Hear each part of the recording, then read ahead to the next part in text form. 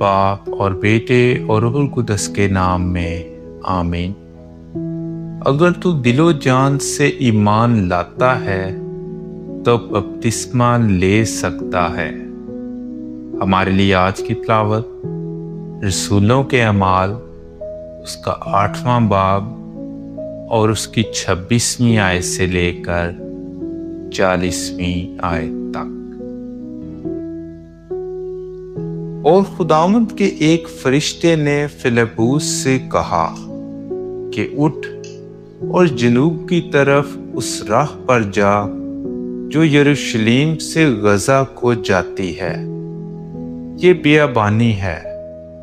वो उठकर रवाना हुआ और देखो एक हबशी ख्वाजा सरा जो हबशियों की मलका कंधाका का मुअज़्ज़िज़ और उसके तमाम खजाने का मुख्तार था और यरूशलेम में इबादत के लिए आया था, वो अब वापस जा रहा था और अपनी रथ पर बैठा हुआ यशायाह नबी का सहीफा पढ़ रहा था।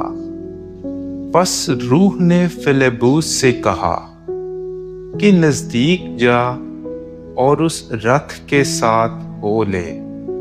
और फिलिप्पुस ने उसकी तरफ दौड़कर उसे यशायाह नबी का सहीफा पढ़ते सुना और कहा कि जो तू पढ़ता है उसे समझता भी है। उसने कहा कि ये मुझसे क्यों कर हो सकता है जब तक मेरा कोई हाथी ना हो। फिर उसने फिलिप्पुस से दरख्वास्त की कि मेरे साथ सवार हो बैठ।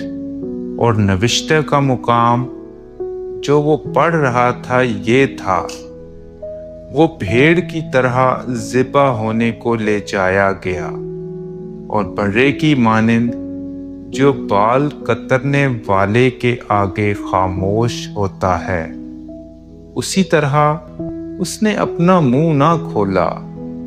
वो पस्त हाली में इंसाफ से महरूम रहा।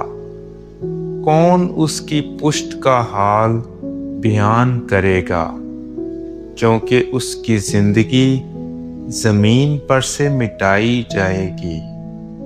ख्वाजा सरा ने फिलिप्पुस से मुखातिब होकर कहा कि मैं तेरी मिन्नत करता हूँ, मुझे बता कि नबी ये किसके हक में कहता है, क्या अपने या किसी और के।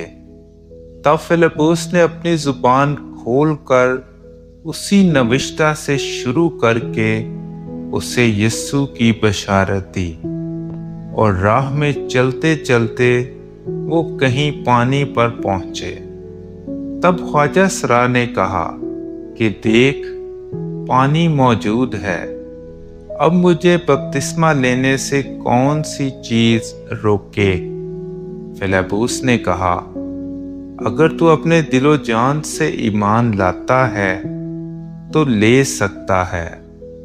उसने जवाब में कहा, मैं ईमान लाता हूँ कि यीशु मसीह खुदा का बेटा है। बस उसने रथ को खड़ा करने का हुक्म दिया और फिलिप्पुस और ख्वाजा सरा पानी में उतर पड़े और उसने उसे बपतिस्मा दिया।